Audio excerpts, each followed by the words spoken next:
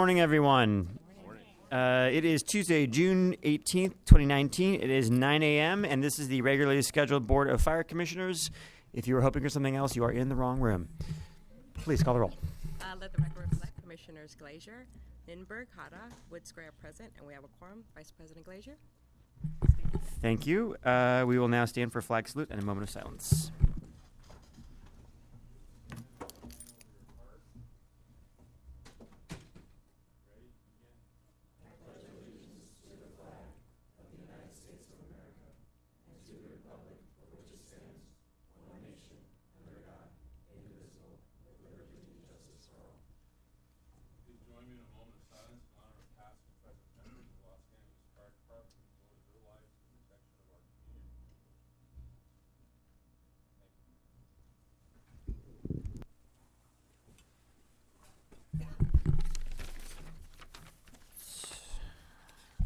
Okay. Any commissioner comments? Oh, good morning. Morning. First of all, I'd like to say Happy Pride Month. And we enjoyed riding on the fire truck in the Pride Parade in West Hollywood. Oh, was that a week ago? Oh, a couple of weeks now. But at any rate, it was June 6th. Time goes fast. It was great. There was so much love in the air. So happy. People were all happy. Everyone was happy. It was just a fun time to be there. And we thank Chief Hogan for making sure we were there because he made sure we had the right vehicle to ride in, and we had a great time. And the chief accompanied us, both chiefs. Chief Terrazas walked. That was great. Actually, that was a very beautiful picture when you saw it on Facebook and in different places, to see you guys all walking together. I call them my leaders, walking down the street there. That was really great. Also, I want to thank Captain Moore for the last class. I missed the last meeting, and his staff for lunch at Drill Tower 81. And I had a visit with the recruits at the time who are now firefighters, which was good. But I missed the last meeting, so I wanted to make sure I thanked them for their service and what they did over there. I also had the opportunity to go to a My Safe LA program at Quincy Jones Elementary School, and that was impressive. They were presenting, saluting their junior fire inspectors. And one of the junior fire inspectors, actually gave a very great story. He had a fire in his house. And so the My Safe LA staff asked, well, what did you do? He said, I used baking soda. He said, where'd you learn that? He said, I learned it from you here. So wasn't that great? He stopped a fire from what he learned there. And I thought that was a real, great story, because it supports the importance of working with these young people and many of them had gone and inspected their homes and if they didn't have fire extinguishers there, they put them there. So it was a really great program. And I was impressed with the work of My Safe LA, as I always am. I continue to be impressed with them. I did attend the graduation on last week, and that was a really nice class, very diverse class. And the family orientation, which also exhibited the diversity and the desire of this department to continue to work on diversity, which I thought was really great. Rebecca's going to talk about the other part of the diversity. I'll leave that to her. And I went to the Metro Fire Academy graduation with Chief McKnight. He had a large class there. And it was impressive watching the young ladies run around with those ladders and doing the work that they were doing. They did some very good demonstrations of future firefighter work. And some of them said they plan to be firefighters. Some of them are graduating from high school this year and plan to take the test next year. So I think that we're really in good hands looking at the young youth that's coming up from the field. And really want to thank Chief McKnight and his staff for the work that they do, because that's a monumental job that they do on Saturdays with all of those students who are there, and they come from all over the county. They weren't just from LAUSD, which was impressive also. People are hearing about the program, and they're reaching out and coming over on Saturdays and doing that time. Lots of parents were in attendance, so that was really a great program.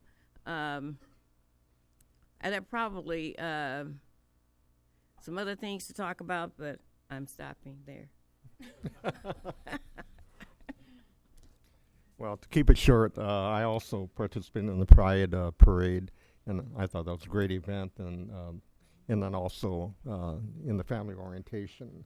And I think the number of female recruits, I think, is great. And I'll let Rebecca take over. Looks like I got a mandate. Yes. Yeah. What'd you say? Dr. Ninberg? Yeah. That's my dad. Yeah, it's not me. Yeah. I don't think you can get a PhD in art. Yeah, Pride Parade was fantastic. Thank you, Chief Hogan, for organizing such an incredible group. We had, I think it was a record number of firefighters with us, although I have to say, county had more. They were right behind us, but it was pretty great. So I think next year we'll have more. I loved how enthusiastic everyone was, and yeah, those pictures were really beautiful. I mean, and rainbow, you can't, go wrong with rainbows. So it was really fun, and also it's really important for us to be there to show how inclusive of a department we are and how much we're embracing diversity, which goes back to the class that we had. Family orientation was, I have to look at the data. I don't know if it's the most diverse class we've ever had, but it looked like it, and it was very impressive, and I do love that this department has made diversity, and that's a testament to you, so thank you so much.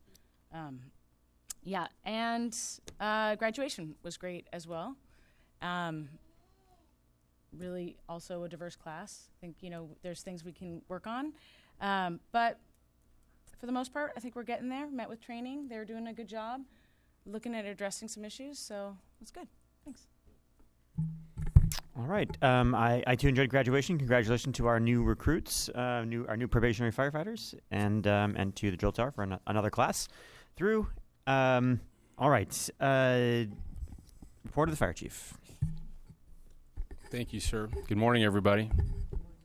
Good morning, everybody. Good morning. All right. It was a busy last couple weeks. May 24th, I attended the Banning High School Firefighter Magnet graduation at Fire Station 112 in San Pedro. That was our very first magnet. And these are the seniors graduating after having implemented the program 4 years ago. I went to Banning. That's kind of why that was our first magnet. And I was so proud of the young men and women there because when they gave some speeches, they said, now I have a plan. I'm going to leave here. I'm going to go to El Camino Junior College. I'm going to go to the fire science program. And then I'm going to take the next step. I'm going to go into the military, and then I'm going to apply to the fire department. And a young lady and a young man said similar things. One's going into law enforcement. I talked to her later about maybe you should rethink that. Yeah. And the young man's going into the fire department. And then later, a different young man approached me and said, Chief, I'm going to work for you in 2 years. And he already has a timeline. Mm-hmm. So I think that's the first glimpse of what success looks like. These young people are leaving high school with a plan. I think our firefighters are excellent, positive role models. And next year's budget, we got another firefighter to dedicate to another high school. So we're very, very proud of that. On May 30th, we had the honor of going to the Dodgers Firefighter Appreciation Game. And Chief Everett, would you please stand up and take a bow? Chief Everett had a bucket list desire to throw the first pitch. And he did. Did it go across home plate? A little high, but it made it to home plate, a little high. He was a little bit in front of the mound and not on the mound, but Little detail there. It's all good. Let it be noted, I threw it from the top of the mountain. Okay, June 6th, graduation day at Drill Tower 81. We graduated 57 recruits. Very proud of all of them. And included within the 57 are 7 female recruits, a new record for the Los Angeles Fire Department. So we are setting the standard. I was in New York last month. The number of female firefighters in New York is 0.5%. So we're around 3.5 right now. And they're all quality, high caliber young women. On the same day, at the same time, was our annual Hope for Firefighters event in downtown LA, an outstanding annual event. All the money goes to the Widows and Orphans Fund. And unfortunately, many of us couldn't be at both places at the same time. So we're going to see if we can avoid that conflict in the future. June 8th, I participated in the 2019 Fallen Heroes Memorial Ride put on by our Fire Hogs. That's the Harley-Davidson Club. And over 250 riders were there. All the money generated also goes into the Widows and Orphans Fund at a relief association. And the survivors, that's what the widows prefer to be called, survivors. We had 8 survivors in the audience, and we told them all the things we're doing to prevent their loved one, another loved one, losing their life or becoming seriously injured on the fire department. They're very appreciative. It was a great event. And then, as was said previously, on the next day, I participated in the LA Pride Parade with the mayor and Chief Moore, and we did walk the parade. And next year, I'd like to have our firefighters walk with us. You know, it was me, Chief Moore, and the mayor, but Chief Moore had like 15 people walking. And I want to have at least that many walking next year. So that concludes my report. Thank you. Thank you very much. And I just add to the chief's report, I forgot to mention Dorsey High School obtained magnet status Oh, very good. for their fire science program. So Very good. there will be a fire science magnet at Dorsey this year. Very good. All right.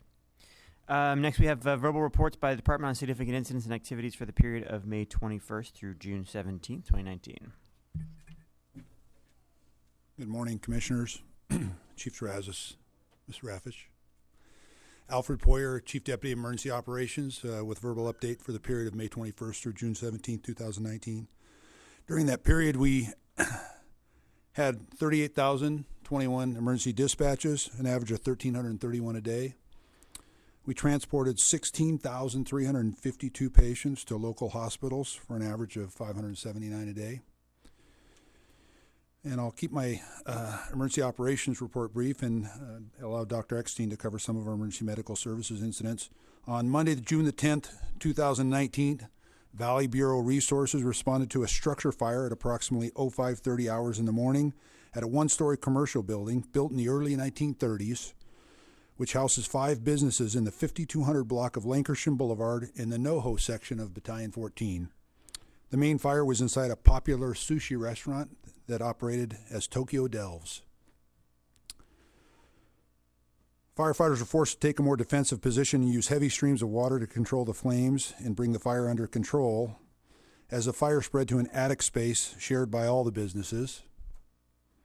And ultimately, more than 113 firefighters, under the command of our own Assistant Chief Steve Gutierrez, were on scene battling the blaze, which was not knocked down until about 8:30 a.m. in the morning. The firefighters didn't treat any patients, and fortunately nobody was injured at the fire, and our arson counterterrorism section is conducting an investigation. And unless you have questions, that completes my report. Thank you very much.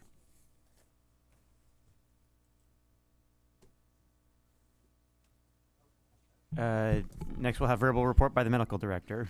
Good morning, Dr. Mark Eckstein, Medical Director, EMS Bureau Commander. Significant EMS incident since the last meeting. On June 10th, in the Fairfax area, approximately 8:45 in the morning, a 50-year-old male, very young man, was jogging and had a witness collapse in the street. And this is an incident, again, we talk about the chain of survival almost on a biweekly basis here. Fortunately for this young man, the chain of survival was very strong. Bystanders quickly jumped into action. Someone called 911. Other bystanders initiated bystander CPR. Our dispatcher, call taker at MFC immediately recognized the nature of the call, assisted the callers performing chest compression only CPR, and Light Force and Rescue 61 arrived within 5 minutes. Took over CPR, defibrillated this gentleman, achieved return of spontaneous circulation, and upon his arrival to Cedars-Sinai Medical Center, he was awake and starting to talk, going to the cath lab for treatment of his acute MI. So a great save with every link in the chain of survival was very strong, to his good fortune. On June 11th, we had a press conference at Tom Bradley International Terminal at LAX to announce the placement of our first ever CPR trainer kiosk. So if next time you're traveling international and you're at Tibet, you'll see a very interactive CPR kiosk, which people have a lot of time on their hands waiting for flights. And then, as I mentioned at the press conference, people could then turn their hands into potential life-saving devices or tools. It's a very interactive kiosk that has a part of a mannequin. There's direct feedback that could be provided in both English and Spanish to instruct the individual how to perform proper CPR, the proper rate of compressions and depth of compressions. Kudos to Captain Silverman for doing a great job in putting this together, and the press conference was very well received. Ironically, 4 days later, at LAX Terminal 3, a 60-year-old gentleman went down. His wife frantically called 911. And our call taker at MFC did a great job trying to immediately locate the location of the patient due to the huge size of the airport. Got the proper gate number in terms of to be able to direct our resources. This was yet again another example of not only a very strong chain of survival, but underscores the tremendous impact of our enhanced EMS enhancement project at the airport that incorporates cycle teams. Engine 51 and cycle team 51 were first units on scene. Again, they took over bystander CPR, successfully defibrillated this patient. Rescue 51 followed up thereafter. Again, this patient not only achieved return to spontaneous circulation, but he also became awake, and was talking prior to transport. He then went into cardiac arrest again in the back of the ambulance. Members were able to again resuscitate him, and he was delivered to UCLA Medical Center, also again awake, talking, and going to get treatment for his acute MI. So it was 4 days after our press conference. Another great save at the airport. Also underscores the tremendous success of our bike teams as another layer of public safety at the airport due to the increase in congestion, crowds, and traffic there. So 2 phenomenal saves due to a very, very strong and robust chain of survival in the city of Los Angeles. That concludes my report. Thank you. All right, thank you. Does the CPR machine issue a certification if you do it right? It does not. Ah. Just positive verbal feedback. Okay. You can't have everything. Okay, that concludes our reports. We will now move to presentations. Good morning, Commissioners, Fire Chief Terrazas, City Attorney Ms. Iniguez, Eric Scott, Captain 2, Public Information Officer. Today we're honored to be able to highlight 3 of our outstanding firefighters from Fire Station 9, and they had successfully rescued multiple civilians inside of a burning building. At this point, we're happy to invite up firefighter paramedics Stephen Oransky and John Norton to the podium. Firefighter Antonio Navarro unfortunately wasn't able to make it here this morning. But the incident took place on a rainy morning last Valentine's Day on February 14th, and Task Force 9 had responded to a structure fire on Saris Avenue in the downtown Skid Row area of Los Angeles. The heavy rain that day actually caused some of the smoke to kind of bank down, lay low, which allowed some of the bystanders to unnotice the fire going on. And the building actually ended up being 2 commercial buildings with a hallway that was a makeshift between them, and inside, unbeknownst to them, was an illegal marijuana grow operation.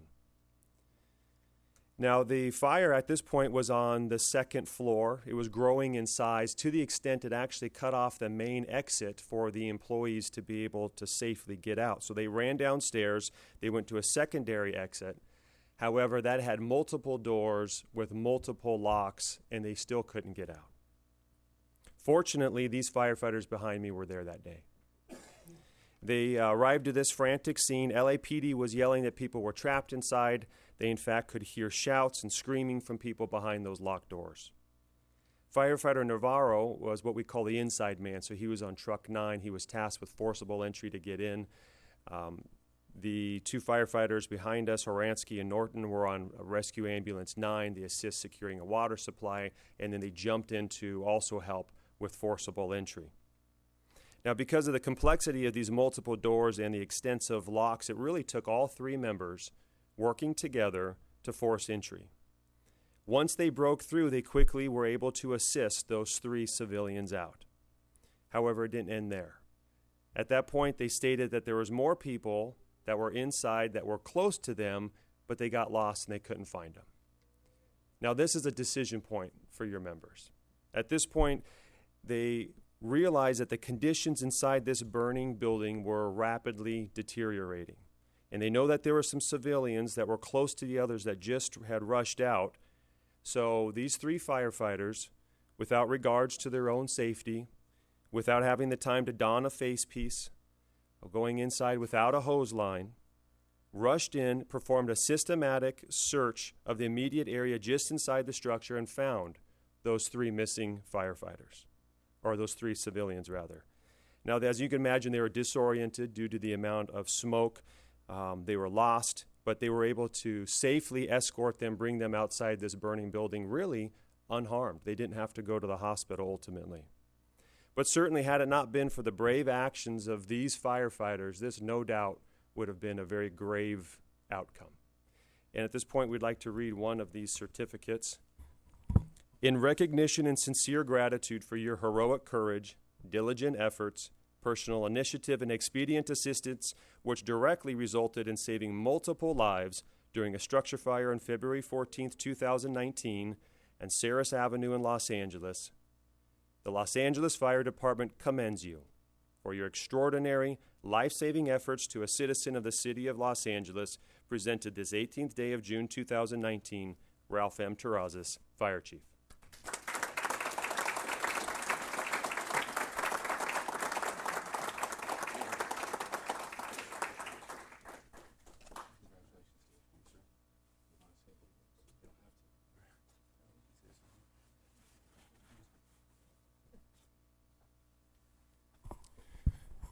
What do you say after that? This story is indicative of the stories that happen every day throughout Los Angeles. And I'm so proud to be able to stand up and represent our members that do these incredible things. The actions that day, very difficult. An illegal grow house, a lot of smoke, trapped occupants. They didn't go there expecting that type of incident. There was only 3 of them. They had to make a decision. They had to go in. The choice was go in and rescue the people, or go back and get all your gear, then come back again. That could take too long. So they had a difficult choice. And thank God they made their correct choice. They were able to save those 3 people and not suffer any harm to themselves. I'm tremendously proud of John and Steve behind me, as I am of all members of our department, and especially of Fire Station 9. Fire Station 9 is the busiest fire station west of the Mississippi. They average over 90 calls a day. I know what you do.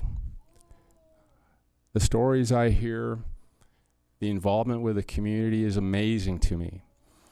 And I'll do a little, if I could do a little survey, would the firefighter, everybody stand up from 9s. Please. Okay, now the officers, I know have some time on the job, but with the officers, please sit down. Rated members, do you have more than 5 years? Yes or no? Okay, you can sit down. Firefighters, who has more than 5 years? Please stay standing. Wow, okay. So all of you have more than 5 years on the job. Okay, please stand up again. Okay, how many have less than 5 years on the job? Everybody, right? How about less than 4? Less than 3? Less than 2? less than 1. So you can see my point. We have extremely young firefighters throughout this city, and it's dependent upon the captains to train some more. This is the future of the fire department. I was at 66s on Sunday, and my son got off probation on Sunday. And I looked around the table, and it was the same thing. Young firefighters. I think that's a fantastic thing. I think it's an amazing thing, but we need to be thoughtful about training and learning fire department culture and tradition. And Nines has always been one of our Sparkle core houses. And when I used to be out there doing inspections for annual, Fire Station 9 was always the best. And given the fact that they're the busiest and they perform the best for annual and their rigs are immaculate, that is an amazing thing. So the members of Nines, I'm proud of you. Keep up the good work. For Steve and John behind me, your moment to speak at the mic is now. So we want to hear from you. So please come forward, please. I'd just like to say thank you to the Board of Commissions. Thank you, Fire Chief. Thank you, everyone who's here, the crew. It's always been my dream to work with a crew like this. I mean, it's truly a dream come true, and I hope you guys know that I know we got an award today, but these guys over here, they really do amazing things every day. And also to the family, my girlfriend, my kid, they also sacrifice a lot for us to be at a station like Nines. Trust me, we come home tired and broken, and they pick up the slack. So that's about all I got to say.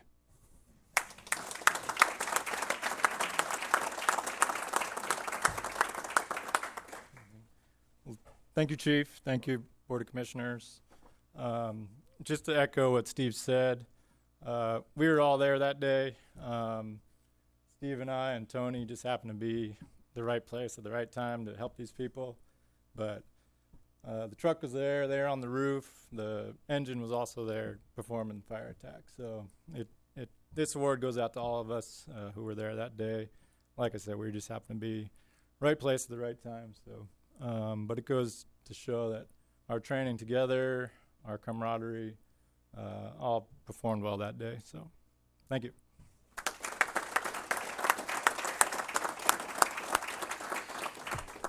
Cap Robles, can I have you come up for a few words, please, to represent Nines?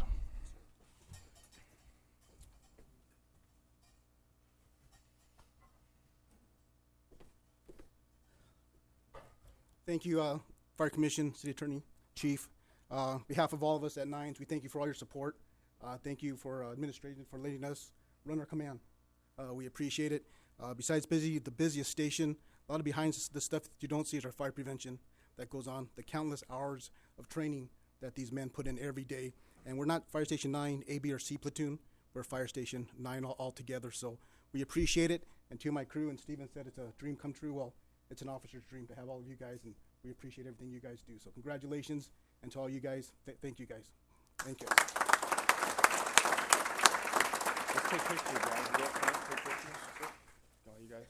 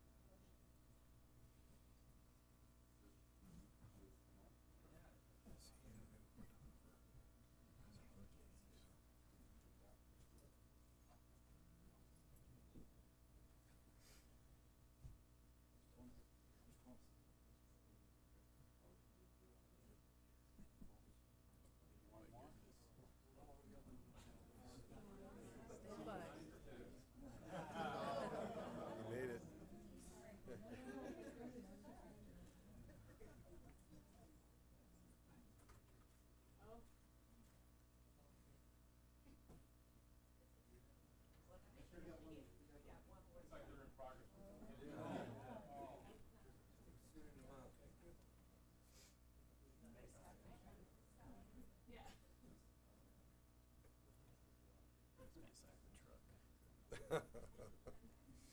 was working. These other guys, the engine guys were taking it easy.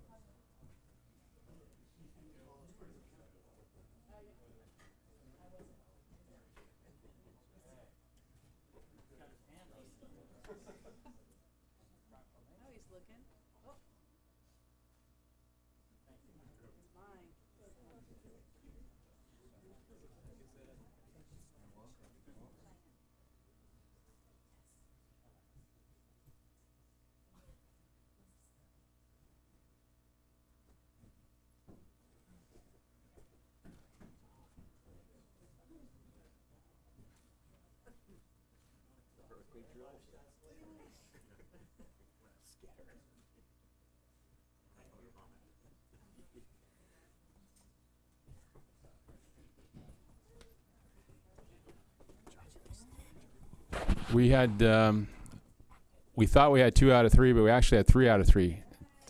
Tony Navarro is coming from 91. I'm glad you can make it, Tony. Thank you for all you do. We're very proud of you. Thank you very much.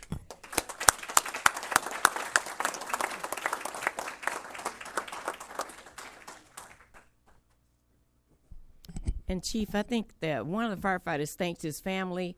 I think it's quite appropriate to thank all the families that came, because we truly appreciate the work that the families do at home so that our firefighters are able to protect and serve in our city. And we really do appreciate that, because I know it's a big job for you. And thank you for filling in and helping. You're the second in command, or the first in command. I should say first in command. But thank you for your service also. Yeah, exactly.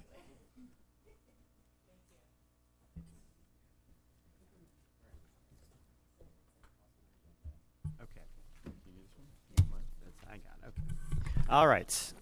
Thank you, everyone. Congratulations again to our honorees and the whole crew over at Nines.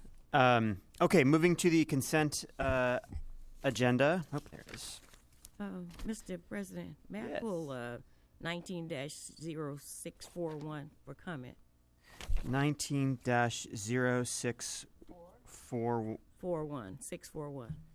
Is that a 1? No, it's 4. 6-4. That's another. 6-4. Certainly.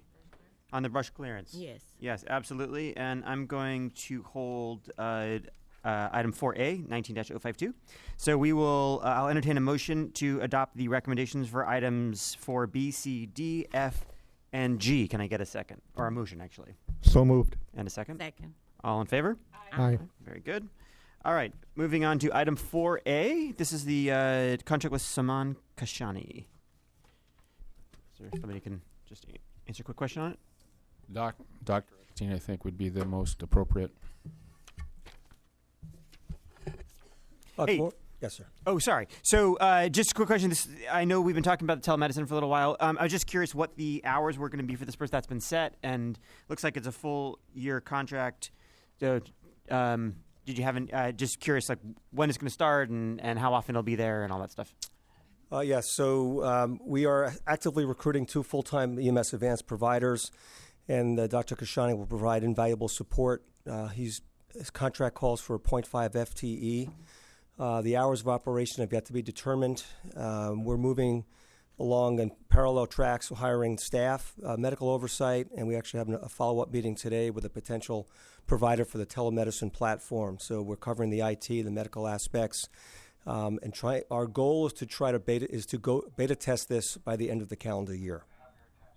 Got it. It's not a fire drill, but it is. Pause for this message.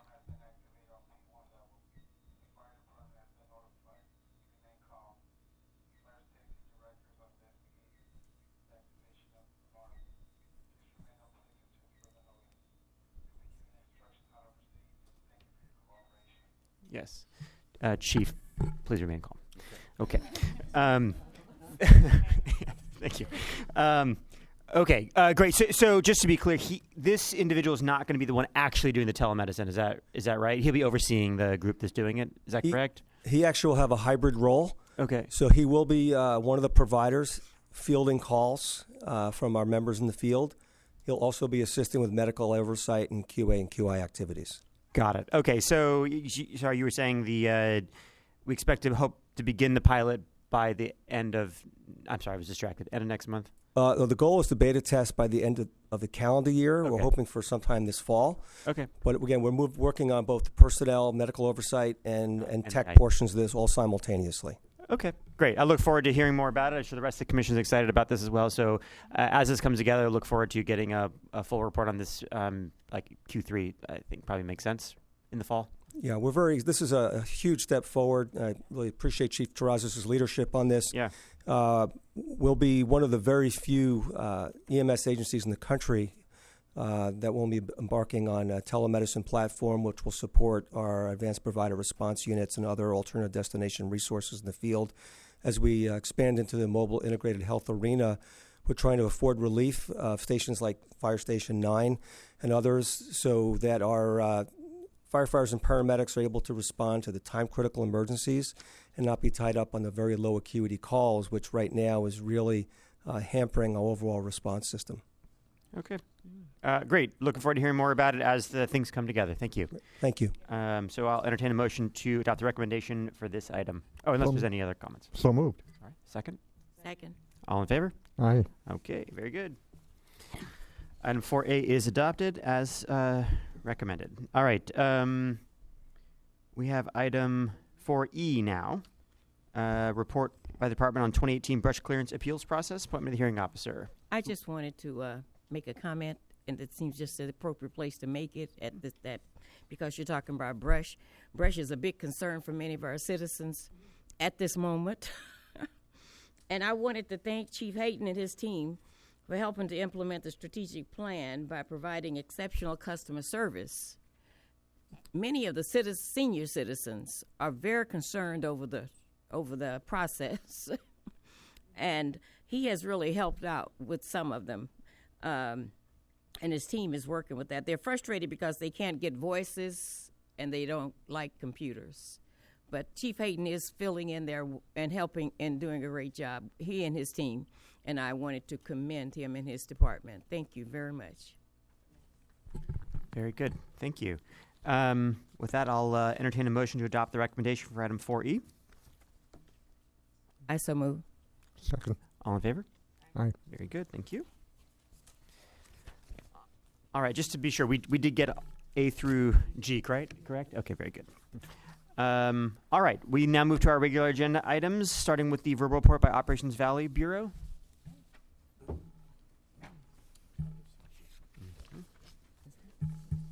Good morning, Commissioners, Chief Terrazas, Council, Trevor Richmond, Deputy Chief, Operations Valley Bureau.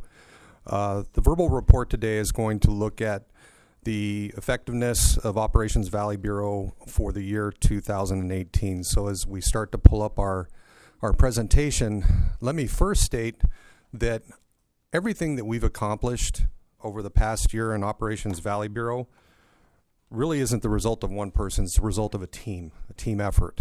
And we've embedded a cultural attitude in Operations Valley Bureau that we feel very strongly about. And as we close the presentation, I will go over our mission statement.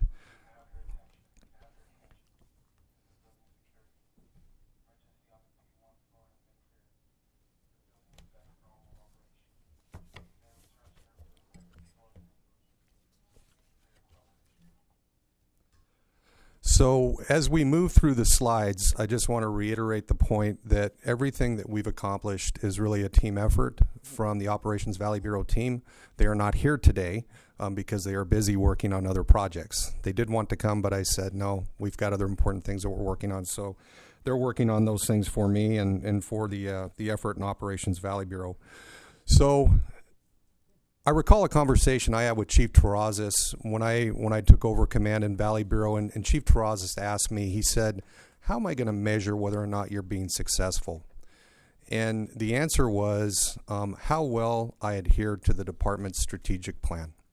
And so that's my first slide, and really foundational to the rest of the slides, because as we move through the other slides, you'll note that each one of our objectives in Valley Bureau does relate and with the strategic plan. This is the wrong presentation. Okay, I will go with it. I think it's still nice looking for Okay, work, okay. But So what you're looking at here is notable events in the Valley Bureau. I'm going to kind of shift gears here. I had another presentation. This was the Woolsey Fire. I think everybody's familiar with the Woolsey Fire. Over the course of several days, we committed 10 strike teams to this incident.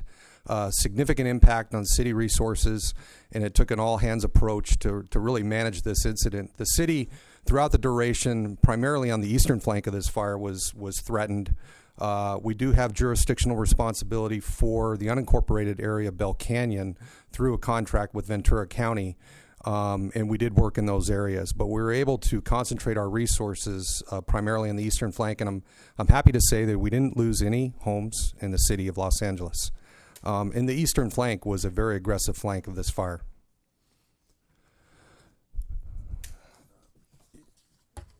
Yeah. So one of the things I want to talk about, I'm going to kind of move on and bear with me here because I'm trying to adapt on the fly.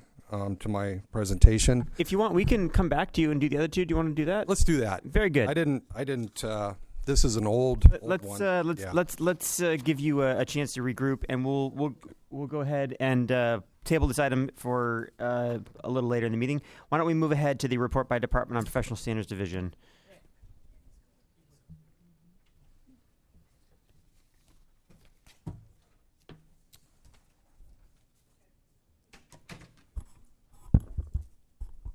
Good morning, Commissioners, Chief Terrazas, City Attorney. Stephen Gutierrez, Assistant Chief, Professional Standards Division.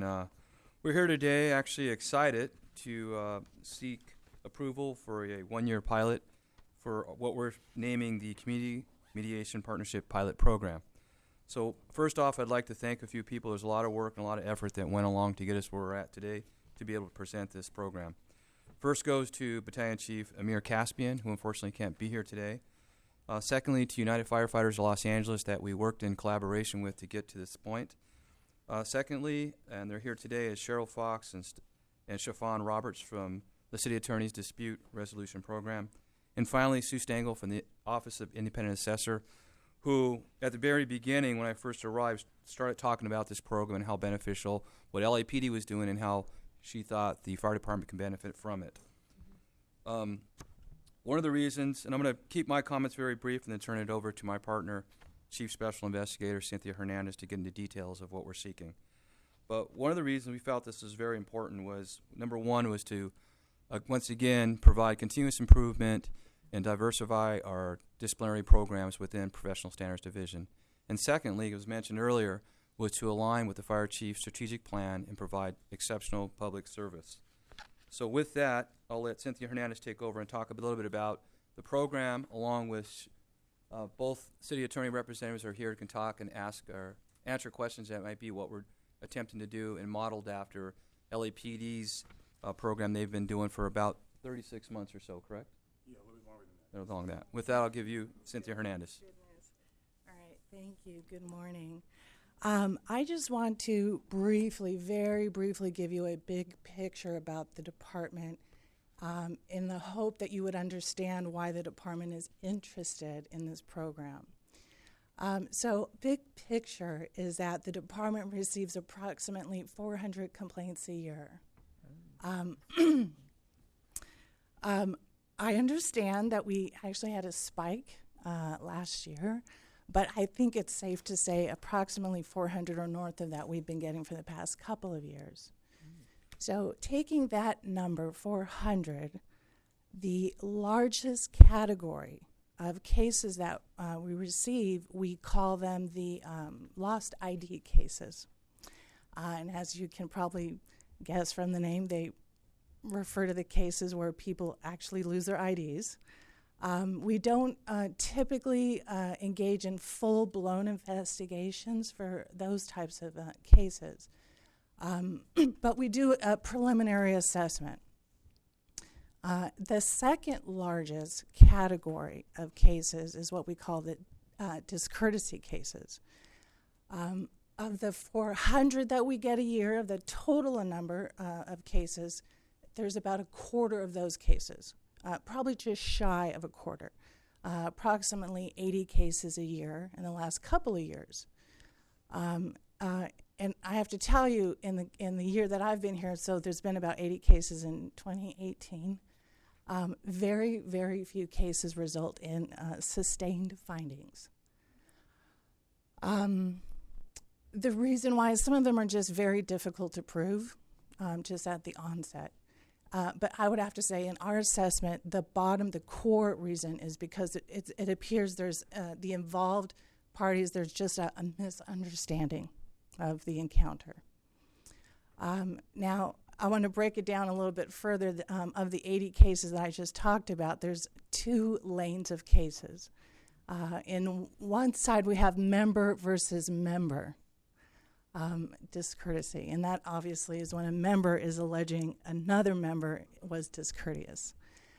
The larger part or pool of cases that we have, a vast majority, are citizens who complain about department members, and their allegations range that they were rude or dismissive, but a vast majority of our cases are those types of cases. So I just want to, again, emphasize that vast majority don't result in sustained findings at all. Now, we do have on occasion, we have found provable cases. But even in those instances, it's very rarely that you would get significant discipline. In fact, if you have a sustained finding for one of these types of cases, it's typically non-punitive. Or if it's formal discipline, it doesn't rise beyond written reprimand. So now taking all that in, what are we going to do with all these cases? We've spent an abundant amount of resources and time investigating these cases, and very little dividend at the end. So what the department decided to do over a year ago is adopt a pilot program for the member-on-member cases. And the department partnered with down the road, my alma mater, USC. Condolences to all the Bruins out in the audience. And they have a very, very successful program where they mediate the parties' issues. So we sent those cases now to that program. The problem is we don't have a comparable program for the citizen complaints against members. And that is why we are here today. So that is going to conclude my portion of the report. But I do want to introduce the city attorney representatives that are going to explain the operational program and how it works. And they're going to explain also how it works with the other agencies in the city. Thank you. Okay, hello. My name is Shafin Roberts. I'm the director for the City Attorney's Dispute Resolution Program. And I think the challenge with this program is going to be just getting people to believe that LAFD has complaints against it, quite frankly. Because every time I talk to my chief of criminal, the LAFD has complaints against? I said, yeah, they apparently do. So so I've been fortunate enough to work with a similar program for LAPD and since 2013, and that was a pilot for 36 months. It was successful, and the commission, which by the way, the commission hearing for LAPD is way different than this. This is such a pleasure. They adopted our program as a permanent kind of method in which to resolve these kind of disputes and complaints. And so I guess the primary focus is just to bring people together across tables to have a conversation about a misunderstanding. And from that, there's a deeper satisfaction that comes out of that process. And that's just our goal. I mean, so we have trained mediators that bring the parties to the table, and we just talk. The goal is to get to understanding, not agreement. Typically in a mediation, you walk away with some kind of written agreement. So this wouldn't be that, because there's really nothing to agree on, so to speak. But the hope is to get to an understanding in terms of perspectives.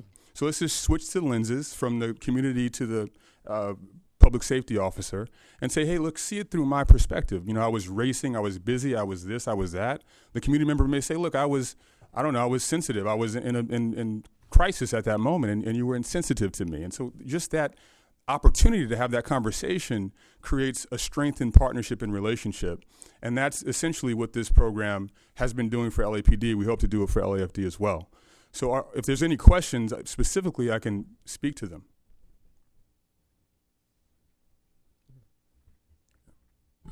Sounds like a good plan. Yeah. And just see how it goes. Awesome. Yeah. Great. Thanks. Great. Thank you. In conclusion, it's our belief, it's my true belief that a program like this within our department will pay huge dividends. The idea to have our members meet in a formal yet informal process with the citizen one-on-one and actually talk and discuss things. Because what we've found many times when we look at a lot of these cases, we look at a lot of these alleged complaints, it's really misunderstandings in terms of what we do or our delivery of service. So we are seeking a one-year pilot program to move forward. We believe it'll benefit the department not only in terms of saving resources, but overall our operational efficiency and our standing within the community. That concludes my report. Okay, thank you. So I have a question. That the firefighters voluntarily participate? Yes, this is a voluntary program. First of all, what we do is we've established a criteria, and that criteria, they're all low-level cases, such as service call complaints, EMS protocol-related complaints, discourtesy complaints that Ms. Hernandez discussed, and some other low-acuity complaints. We look at every complaint that comes in, we determine, is this case suitable for mediation? And if it is, what we next do is we have a battalion chief, which in this case is Chief Amir Caspian, who oversees the program alongside the city attorney's office. We evaluate the case and we send out invites, both to the member and to the citizen. They both accept and they enter this scheduled mediation. It would be off-site, off a fire department property. It's conducted on duty, so there's no cost there. But they will show up not in uniform. So they come in not wearing a badge. They come in more or less citizen on citizen and talk about the issue or the dispute at hand. Oh, sounds very good, very good. At what point would we be able to get a report back on the progress of this program? Well, we want to start it right away, so we were waiting. We wanted to deliver it, get it started. So once we get the approval, we have cases lined up to go. And I would say, what are you thinking in terms of turnaround report back? Yeah, first quarter. Maybe about 4 months or a quarter. We'll have some at least some I'm tangible thinking results. 6 months. You guys are really good. Yeah. Yeah. Sometime before the end of the year. Yes. Very good. That sounds good. Thank you. Very good. Thank you. Sounds like a great program. All right, I'll entertain a motion for adopt the recommendation for item 5B. So moved. Second. All in favor? Aye. All right. Adopted as recommended. Item 5C, report by the department on the anti-fireworks campaign for 2019.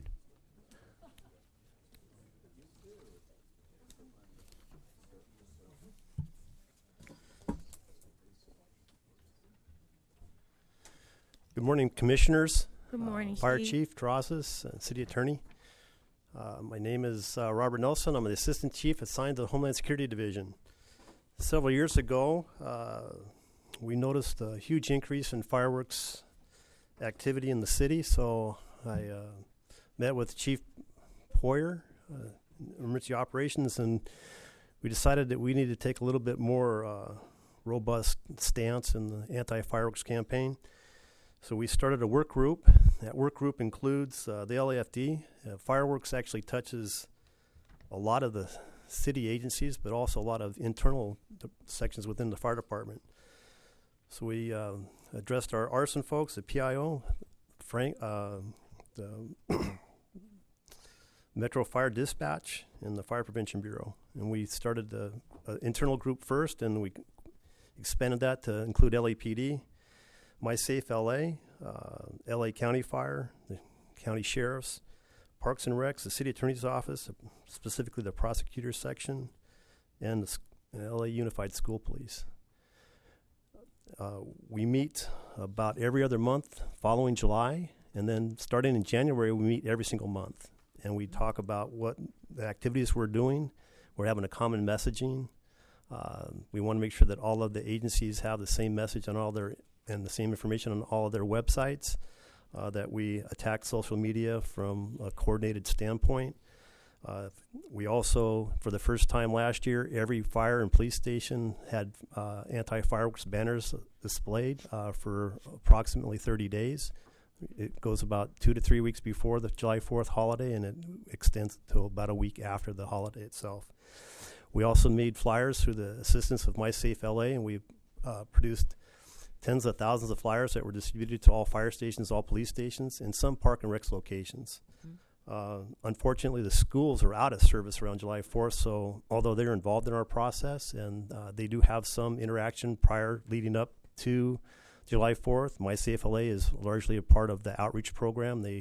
This last year they had 13 deliveries, and they reached over 1,200 students on anti-fireworks campaign and information.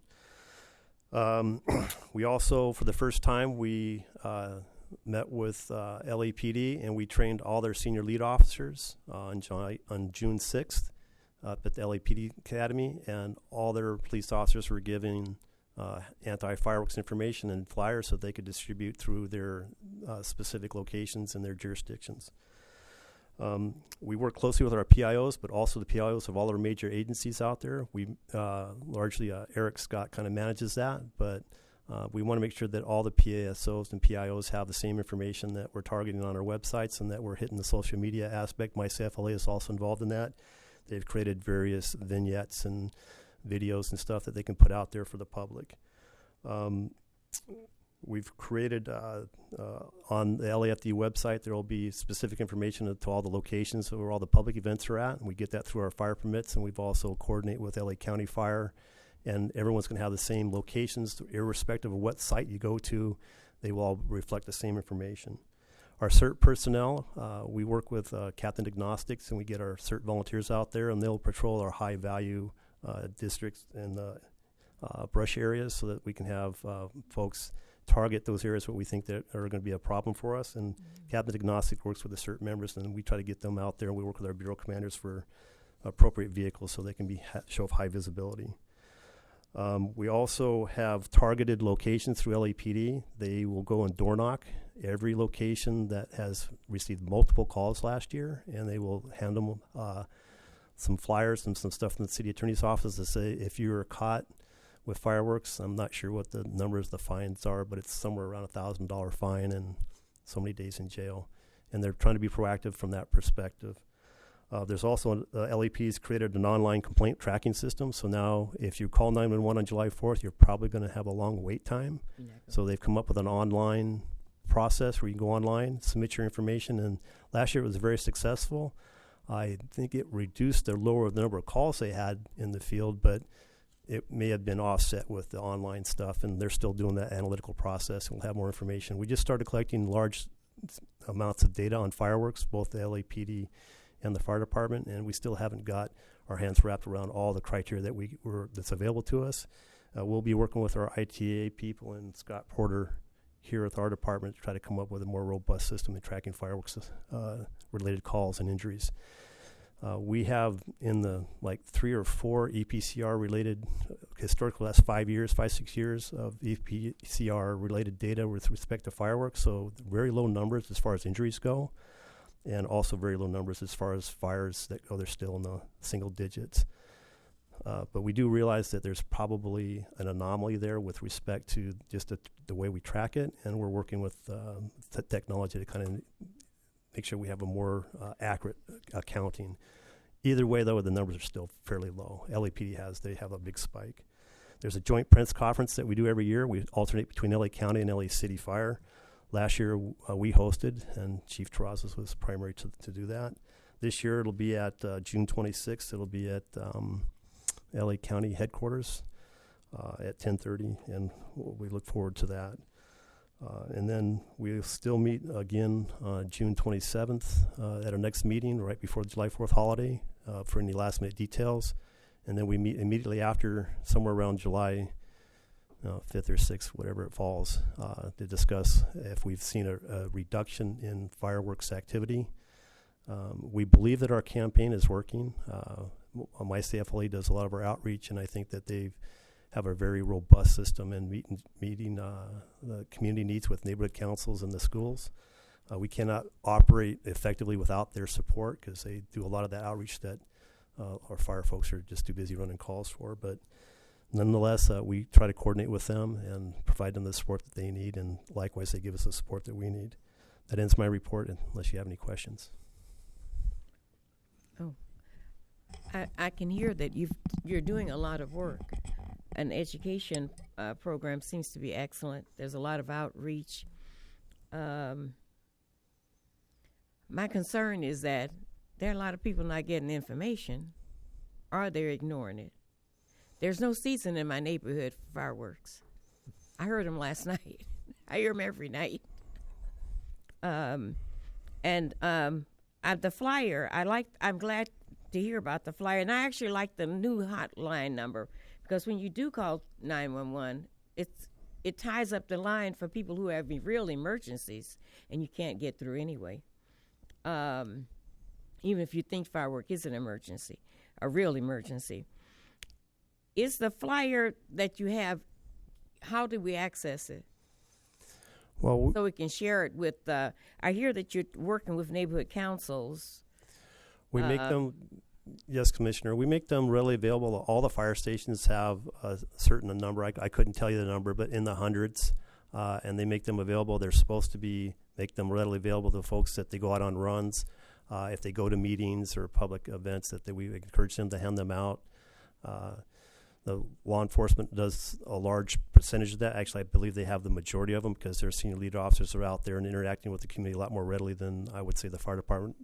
So are they online? They are like online. I could get the copy and send it to all my neighbors who are calling me or coming to me saying, what do we do about the fireworks? That is correct. They're online. I would have to defer to Eric Scott as where we're posting it on the LAFD.org website, but they are available online. They're definitely available on MySafeLA's website, and on LAPD's.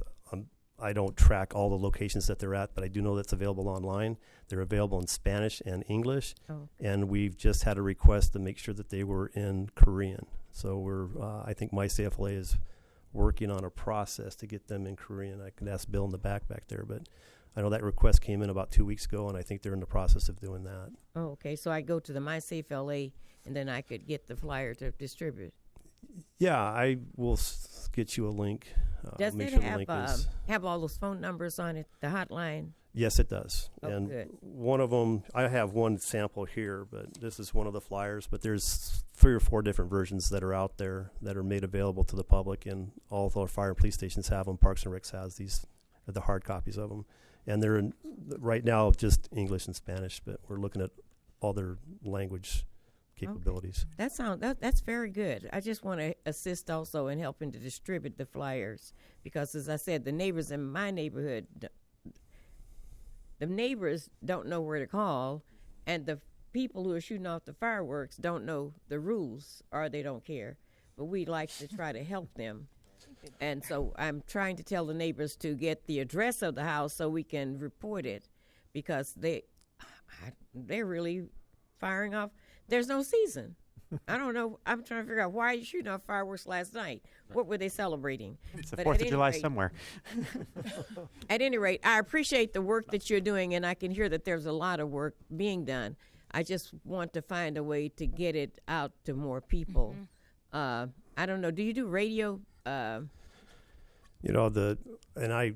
I'm sorry I don't have a lot of information on the media thing. I really defer. That's why I make sure that our PSOs and PIOs are in our meetings. I defer a lot of, and I knew this would come up, and I told Eric yesterday, I says, I'm going to defer all media questions to you because he manages the majority of the online stuff, the social media, the outreach to our media campaigns. MyCFLA is intimately involved in some of the media aspects of it because they're just really out there as our outreach component. But other than me just giving them directions, hey, get it out there, I really don't have too many specifics. I don't see Eric. Can I weigh in on that as well? To your point, Commissioner, we do flood social media with fire safety messages during the 4th of July. As Chief Nelson stated, the number of fires and injuries is trending down, but the number of fireworks being discharged within the city, it's out of control. And the biggest challenge there is that within the city, fireworks are not allowed. They are prohibited. But within the county, they're allowed. And we have a lot of local groups who use this as their main fundraiser, like Boy Scouts, Girl Scouts, Kiwanis Club, you name it. Right. So this is a big generator of their charitable money. And what the fireworks operators do is align the city within the county. They're inside the county, but adjacent to the city, they sell their fireworks. So we've been dealing with this challenge for decades, and we are doing some good because the injuries are trending down, like I said earlier, and the fires are trending down. But especially in light of the brush fire activity we've had in recent years, we're constantly nervous. If it gets into the wrong area and we have a Santa Ana condition, we're going to be challenged significantly. So we're going to continue with our efforts. We do have our big press conference coming up. We will message the community in as many ways possible. And we just have to stay vigilant with the potential challenges that could cause a significant brush fire. I was just trying to think of ways that you could reach the people in my neighborhood because many of them are not online, no social media. I know they do listen to the radio. That's something that somehow people do listen to in all languages. So that's why I was concerned about that because they're just disturbing so many people. And I know they personally tell me the stories, and I see it on my neighborhood blog all the time. But I hear that the department is doing a great job. You're doing a lot of great things, and I really appreciate the work that you're doing. I'm just expressing concerns that are expressed to me by the citizens in my area, and I know that many of them are not connected to the things that you're doing. Historically, the community can always call 911. PD will roll on it, but typically what happens is when we get there, Chief, there's have nothing. You tried 911? There's nothing left. Very close to the 4th of July. I have. It is an option. It is something we can do better with. That night. You get Yeah. through maybe the next day. But in the period leading up to July 4th, too, Commissioner, because I understand that there's fireworks going on right now. Oh, yes. We need to be vigilant on it now. So you think they could call 9? I was not.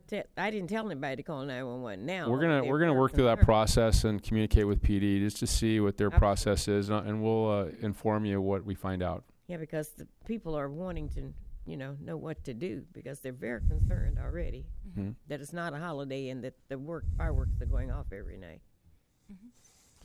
Okay, thank you very much. I appreciate any support you can give in that area, and I appreciate and value the work that you're already doing, Chief Nelson. It sounds like you're really working a lot, and I appreciate it. Thank you. We'll follow up, and at your council meetings or neighborhood council meetings, we can send representatives out there and help address the public I'll and check bring with that. the neighborhood councils and see what's going on with them and if they're aware, and maybe they're not sharing the information either. We can get the information to them, and we can also physically go out there and provide any demonstrations or any verbiage or training or education. We're certainly willing to do that. Thank you. See, in some of the neighborhood councils, they're in areas where there's low civic participation. So therefore, there's nobody at the meetings anyway to take the information out. Okay. That's the neighborhood I'm talking about. Okay. Thank you. Oh, hey, really quickly, Chief. How many LAPD calls are there for fireworks? Because you said they dispatch PD first. Yes, there's. I don't have the report with me, but they're in the tens of thousands around that time frame. Their busy time is a couple of days before to a couple of days afterwards. Like I said, they do target the specific areas that have the highest number of calls, and they're going to do that proactively this year. In the last 2 or 3 years, now that we've combined all of our efforts, and we were, I would say, prior to 2 or 3 years ago, everybody was doing it independently. They're independent things. So we've brought everybody into the meeting. Everyone's now co-located for meetings, and we're trying to unilaterally address the problem. Community outreach is a big issue, and that's why we rely heavily on MySafeLA, because they're out in the public a lot. Our senior lead officers are out there, and they're making this a big address. So I think that we're going to see an impact this year because we brought them in and gave them specific training and gave them the flyers and told them to go out in their communities, especially the ones that have high levels of calls. Their internal tracking analytics folks are coming to the meetings, and they tell us where they're seeing the biggest areas that they're having problems at, and they're going to go out and do door knocking. I think that's going to be huge. From our perspective, we want to hit the social media aspect, and we're going to try to get the Chiefs PSA out there. I know last year it was aired on a couple of stations. I don't know how often they did it, but I know it was out on 5 and 7, and I'm sure that effort's going to be made again this year. We can just provide it to them, whether they show it or not. I'm not sure what the politics are there, but we certainly make it available to them, and we encourage them to show it so that we can reduce the activity out in the neighborhoods. I think all of us agree that it's a problem that we're trying to address. Enforcement is an issue. They are making periodic arrests. A lot of them are coming across the border, and although they try to keep that stuff secret, we partner with LA County Fire Arson, and they have a big program out there, and they are making significant impact into stuff that's coming in illegal into the region. As the chief mentioned, our biggest issue is that it's legal in the county, and they're really across the street from the city, and a lot of our folks don't realize that it's illegal. So that public messaging is important.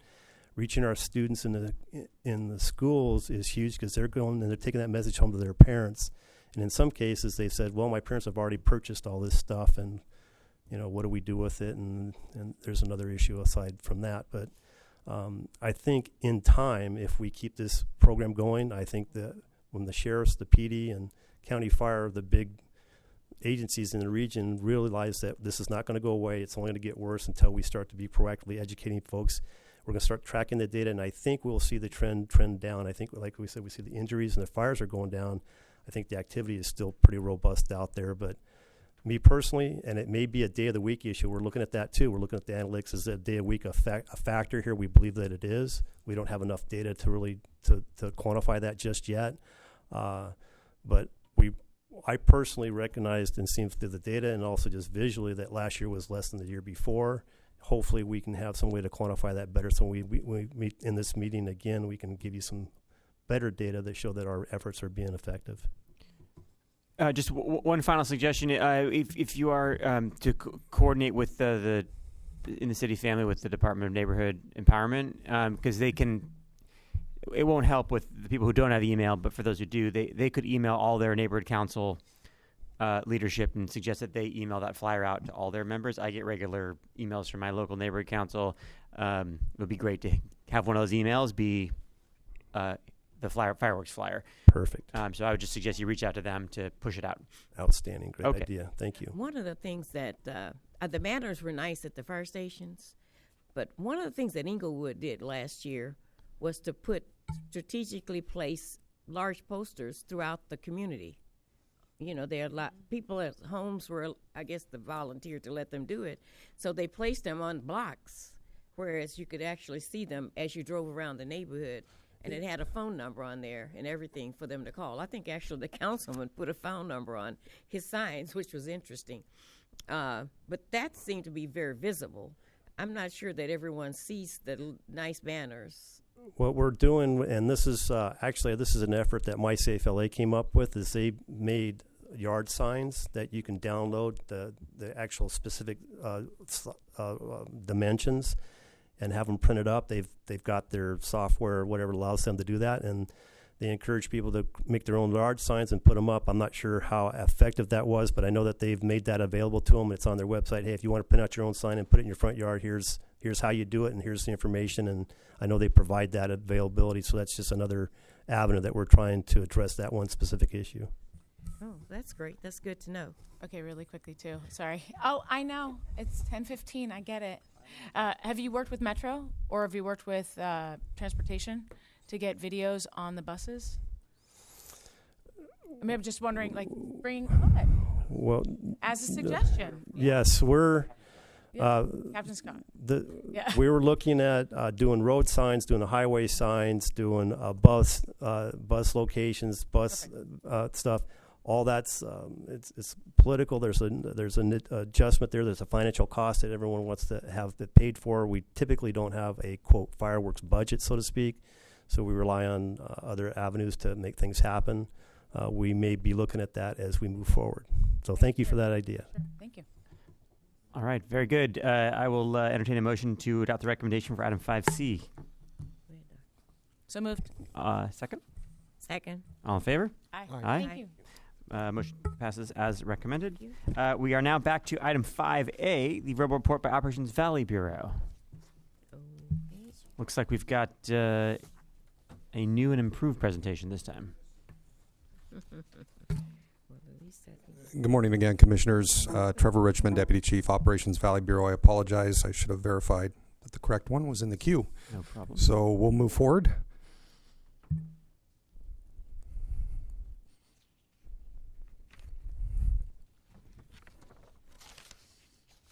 That's the right one. That's it.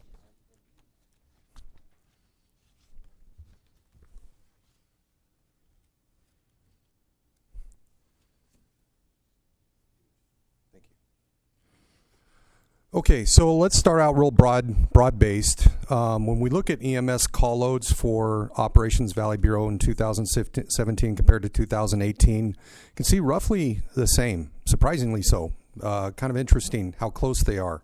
No measurable increases or decreases in any of the battalions in OVB. We suspect and project that we're going to see a lot of increases over the next 5 years, considering the development primarily in the Topanga corridor. Huge development on Ventura Boulevard. So we would project these numbers to increase over the next 5 years. So when we look at fire calls, very similar circumstances, very almost identical. We're actually seeing a reduction, which is good news, and no measurable differences in any of the battalions. So that's kind of the status of how busy the Valley Bureau is from year to year. So, like I talked about earlier, we're measured on how we support the department's strategic plan. So right there you have the 5 strategic initiatives, and over the following slides you will note that each one of our successes will highlight which goal of the strategic plan that it adheres to. So over 2017 and moving into 2018, we highlighted 4 distinct areas that I'd like to discuss briefly. Comparison and turnout times for EMS immediate dispatch, injuries on duty, the number of training hours that we accomplished, and then lastly, community resiliency in our efforts in the West Valley. So when we look at turnout times for 2017 for EMS immediate dispatch and we compare them to 2018, we saw an overall improvement of 1 second on average for 2018 and a 2% improvement for the percentage of time that we're meeting that standard of less than 1 minute for EMS immediate dispatches, turnout time. So it doesn't seem like much, but when you consider the enormity of the data here, any movement of the needle is significant. And so I wanted to note that. We have a particular strategy that we use in Operations Valley Bureau. During the fire staff process, we measure quarter to quarter. Any noted deficiencies that are not improving in 2 successive quarters require a specific plan from the battalion commander on how they hope to improve that performance. And we have found that this strategy has worked very well and gotten some very creative solutions from some of the battalion chiefs on how to improve performance. If you recall at our last presentation, one of the noted areas that we needed to improve on was the increases in IOD injury or injury on duty. We took it very seriously. We looked at the data. It was alarming, and we dove in. We created a plan. I had each one of the battalion chiefs provide me a written plan on how they hope to reduce IOD injuries. We tried to embed a cultural attitude in Operations Valley Bureau that emphasized this culture of safety and this firefighter safety being a priority for us. It was a standing agenda item on every BC meeting that I do. I also ask my BCs to forward me their agenda for their captains' meetings, and I required that it be a standing item on their captains' meetings as well. So it was always on the tip of our tongue. It was always something that we brought up, we addressed, and any new injury that came in, there was an analysis with it. It wasn't a rubber stamp. We asked questions. Why did this happen? How could we have prevented this?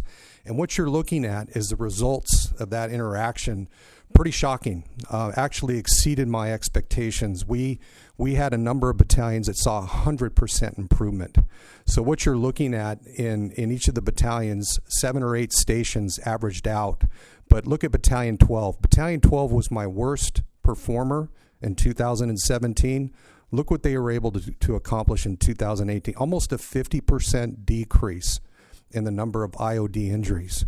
So when you look at that averaged out over the 5 battalions in OVB, that was a 37% average decrease in IOD injuries. And that's a direct impact on the city's budget. So one of the other things that we sought to do was a community resiliency plan. What we have found in working with MySafe LA, a lot of the resiliency plans out there are very broad brush attempts to educate local communities. And what we determined was that the plans need to be more locally focused. So we enlisted the assistance of a USC graduate cohort that was performing their master's thesis on community resiliency, and we actually steered them in the direction to help us with our efforts. And it was very surprising what they came up with. It was actually a very good blend of a practitioner academic approach to community resiliency, and we found that their literature review was just a wonderful bucket of information that we would have taken us months to gather to really apply towards our eventual plan. We enlisted the help of Council District 3, Councilmember Blumenfeld.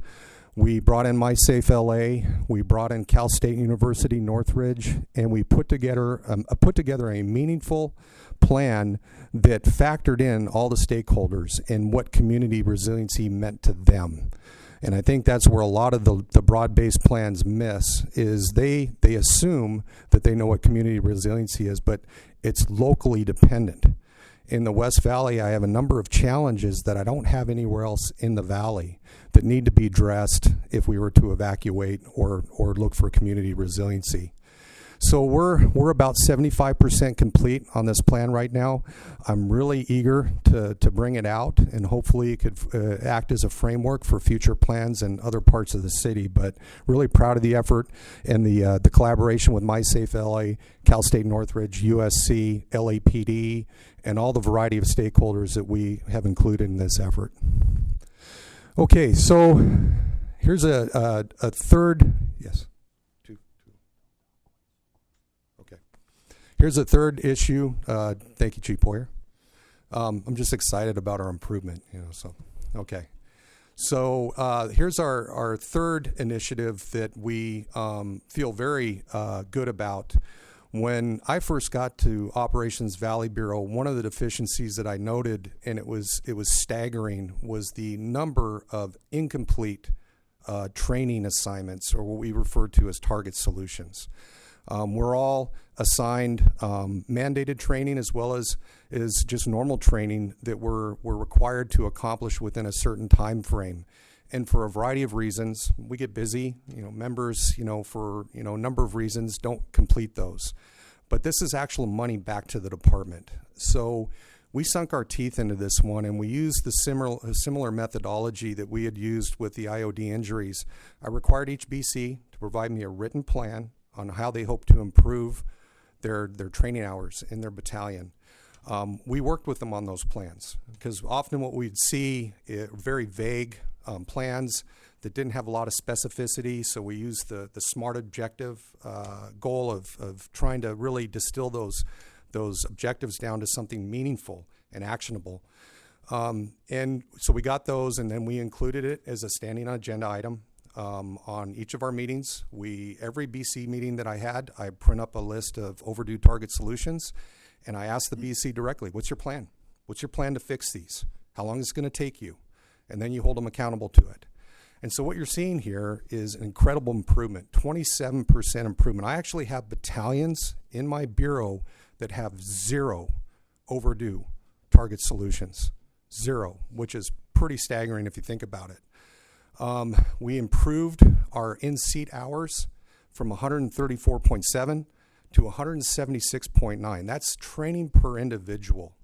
So 27% improvement, very proud of that, very, very proud of the efforts of all the people assigned to Valley Bureau on this issue.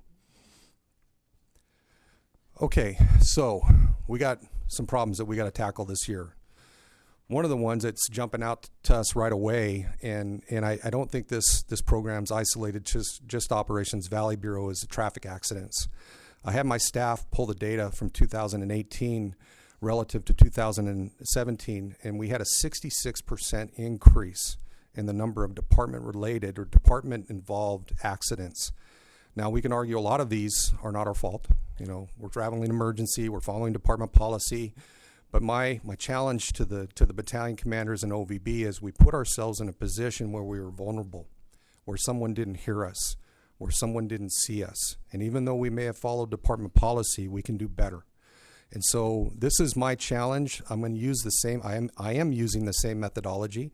Matter of fact, I've got all my plans back from my BCs on how they're going to reduce the numbers of traffic accidents in their battalions. We are currently, as we speak right now, doing EVOC training, emergency vehicle operations course training out at Davis Skid School. LAPD was very helpful in allowing us to use their driving training facility out in the north end of the valley. So it was pretty interesting. I know Chief Terrazas saw the video. We had video of fire engines driving on a police operations course. It was kind of interesting to see that. So we're aggressively pursuing that right now, and we've got the plans in place. And again, cultural attitude. In order to embed this as a cultural attitude in OVB, we have to make it on the tip of our tongue in everything that we do. And that's what we do with our agendas on every meetings. It's a standing agenda item on every BC's meeting that I have. And we look at the accidents and we ask ourselves and we challenge our drivers, what could you have done differently? How could you have avoided this accident? So we're personalizing it. And I am confident, and my goal is 30% reduction. I'm confident that we'll hit those numbers next year. Evacuation plans. This is another endeavor that we're moving forward, and it's an incredibly huge effort. I know Chief Hogan just completed his in Mandeville Canyon. We're planning to do one in Laurel Canyon, and this will be a community effort, community involvement, evacuation exercise, practice exercise. So we're really embedded in that right now, and I hope to have this done before the fire season kicks in September, October. And then community resiliency plans we talked about. And then from a technology perspective, although we didn't hit that one strategic objective for technology, we are working with some of my more talented people in Operations Valley Bureau that have an eye for technology, and we're trying to coordinate a lot of the data. One of the challenges that we have is going to get the data. So how do I know where to go get all the data? And it's there, but I need to have it in a single location. So we're working with some widely accepted commercial applications that any of us can use, and just pulling those data into a single place, so it's a lot easier to access. And so we're making good progress with that. And then lastly, pre-attack plans. Pre-attack plans are products that we use for the wildland environment that kind of give us a head start when we have a fire move into an area. It'll let us know how many homes are in those areas, how many people live in those areas, how many horses, how many people that have disabled access functional needs. It'll even give suggestions for branch breaks and division breaks and staging locations and command post locations. It kind of gives you a head start. And we all know from watching a wind-driven brush fire, the more of a head start you can get, the better. So we're actually working on a methodology or a framework to develop pre-attack plans, not only for the city, but this would be a state accepted methodology that would be hopefully evaluated by FireScope at the state level to include all departments in California using the same type of pre-attack plan, so that when we have other fire departments come into the Valley Bureau that aren't from our agency, they'll know what they're looking at. And so we're real excited about that, and we're about 3/4 of the way through with Battalion 15, and then my next one would be Battalion 17. And then lastly, this is our mission statement. It's actually been reduced quite significantly over the years. It's funny, the more time you get on, the less tolerance you have for long sentences, and that applies to me as well. I have taken probably half of this out over the time, and the reason I'm providing it here, and the way I communicate this to my officers, is this is a decision-making filter. I said, whenever you're faced with a challenging decision, go back and read this, and you might find that the answer will be very apparent to you on which way you should go. So, we include this on the top of all of our correspondence in the Valley Bureau. We don't require that they memorize it. We're not that bad, but we do use it in our decision-making process, and I think it's a good way to help our people make better decisions. That is all I have. Any questions? Can you tell me why Battalion 17 seems to be always the most improved? By what metric? Which one are you looking at? I could speak specifically to it. Fire calls. And emergency medical services calls. Why are you speaking to a particular? Well, they seem to have less calls for fires and less calls for medical. I was just curious as to why that happens. Why they have less calls? Typically and historically in our department, the West Valley part of the city of Los Angeles has not been as busy. It's a little bit more spaced out. There is not as many people that reside in Battalion 17. Therefore, you would expect that we would have fewer calls. Yeah, it's a little bit more sparse. Larger properties with less people. Correct. Correct. But that explains. as I had mentioned earlier, Valley as well. So that's why I asked the question. I am maybe projecting it was something we could share with others. I was just trying to grasp. I am projecting that to change significantly. Some of the plans that they have for the Topanga corridor, which is in Battalion 17, are very incredible. They're very incredible. Okay, yes. Very good. Thank you very much for all the work you're doing there. Sure. No question. Just want to say congratulate you on your IOD numbers. Those are pretty spectacular. Thank you. Dropping it down 37% overall. Yeah, I mean it's a team effort, and the thanks goes to the battalion chiefs, who are every day looking at these injuries and asking themselves, could we have avoided this? And then taking that information back to the fire stations, and we're trying to create, like Chief Poyer stated, a culture of safety that everybody embraces. No, it's outstanding. Thank you. I'd like to add some comments, if I may. Oh, sure. Yeah. Outstanding. I do remember our conversation a couple of years back, and I told Chief Richmond my metric, my method for measuring performance is how effective are you in accomplishing the goals of our strategic plan. So the way he outlined his presentation is right in accordance with our discussion. And I think the successes that he's sharing can be attributed to a very concise strategic plan, number one. Number two, the value of having a fire stat, a performance management system. And number three, the accountability measures that you're building into each of these issues.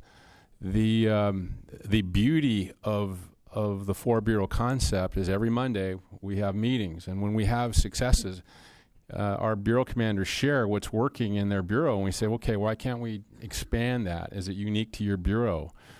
So we've identified the TA, the traffic accident challenge ahead of us, and I think that we're probably going to expand many of the things they're doing in OVB throughout the rest of the city. So we take the lessons from each other, we implement in our bureaus, and we measure it, and we hold them accountable through the fire stat process. Whenever I'm asked about fire stat, I talk about how it optimizes our capacity. And it has done that across the board, from the fire inspectors, how many inspections they do, the call processing at our dispatchers, the mechanics at our shops. And I'm very proud of all our bureau commanders, and they're doing amazing work. So congratulations. Keep up the good work. Thank you, Chief. Thanks. Thanks for the report. Lots of good stuff going on here. Curious on the IOD, was there a specific trend you saw there that actually resulted in that was a commonality across battalions? Like this, one or two things were kind of big culprits in IODs? Particular type of injury?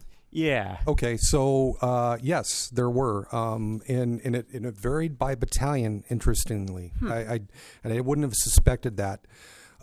We had certain battalions that we had minor burns. That was just very unusual. And then particular stations that had a higher prevalence of minor burns. We had other stations that had a high prevalence of knees and shoulders. And then you look at those stations and you start to do some detective work and handball courts and things like that. And you can target your efforts better when you can get down and distill it down to the type of injury. So, if you're seeing a lot of hand burns on your injury, you're talking to that BC and making sure that fire station is wearing their appropriate gloves when they cook. But yeah, it was interesting. I think that's an excellent question, because we did do that deep dive on the data. Good. We were looking for commonalities and trends, and it was interesting. In certain stations, we would see a particular type of injury that was more prevalent than other stations. Yeah, that's interesting. I'm curious the increase in training. I wonder how that impacted. If there's any sort of correlation there, or at least corroboration between that and your IOD changes. I think it's fairly safe to assume that there is probably some linkage there. A lot of the things that we train on are safety related. I would hope that that's the case. I'm a firm believer in the training piece of this, and I'm seeing the benefits not only in IOD injuries, but I'm seeing the benefits in other areas as well when we get our people caught up on the training that they've been assigned. So, yeah, no, that makes a lot of sense. So it's good work on that stuff. On the turnout times, so certainly the increase, the improvement in turnout times is a good step forward. I remain unconvinced that turnout times is the metric. I'm curious if you have if what you've seen trends as far as the composite operational response time, and I know the old caveat on this, which is like, well, we can't control traffic or rain or snow and sleet and all that stuff. But nonetheless, really the true measure of our ability to respond effectively is how fast we get there. And if there are issues with increases in the composite operational response time, turnout represents, the first minute of a 5-minute response or a longer response. And so I think the information that comes out of understanding changes in our composite operating time across tells us a lot more useful information,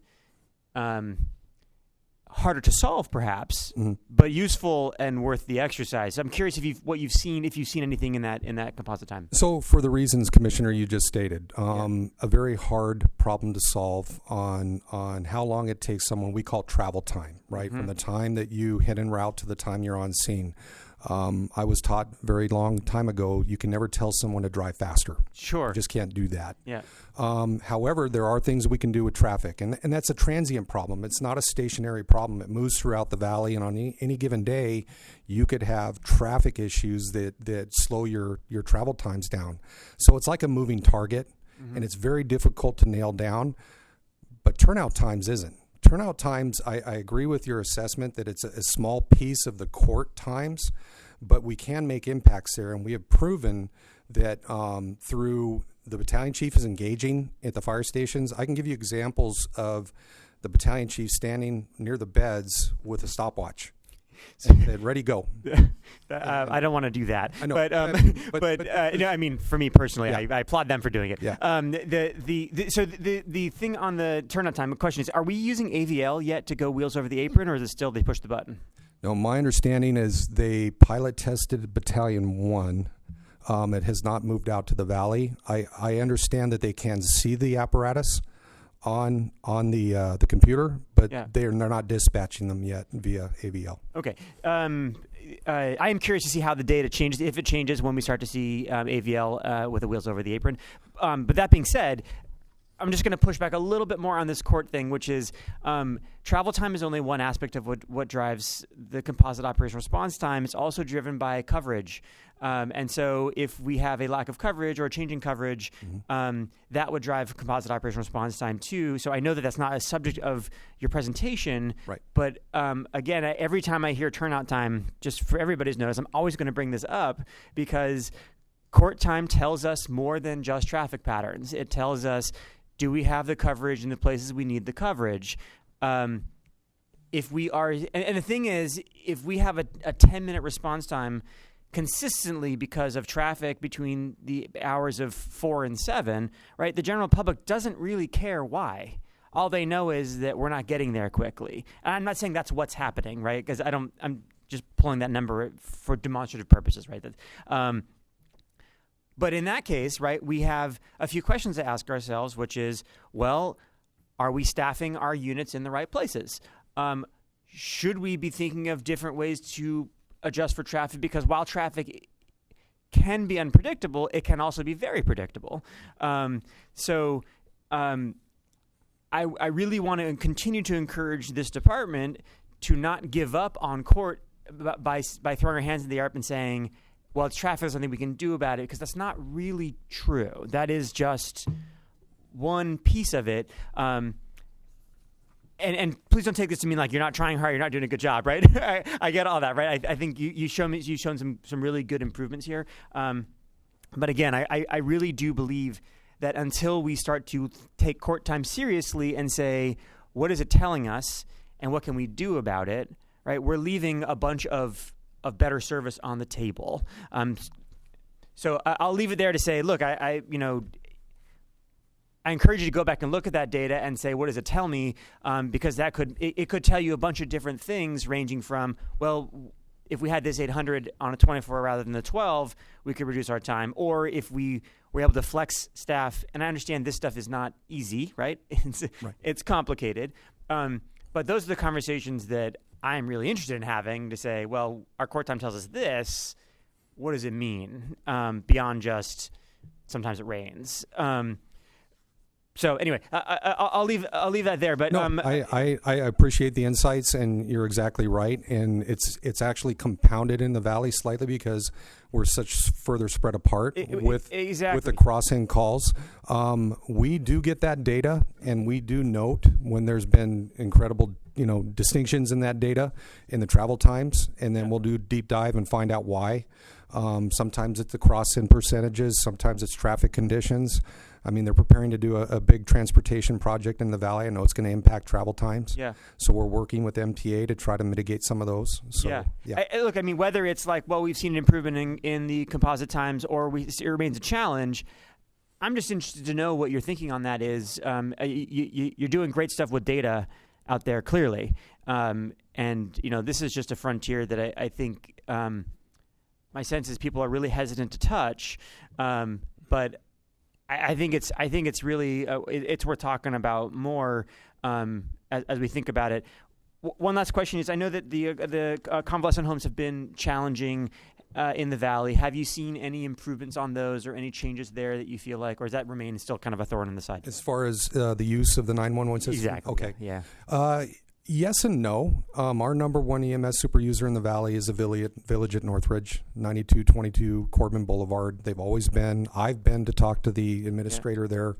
There are a lot of transitional, independent, dependent living facilities in the valley, and it's just something we have to work with. Yeah.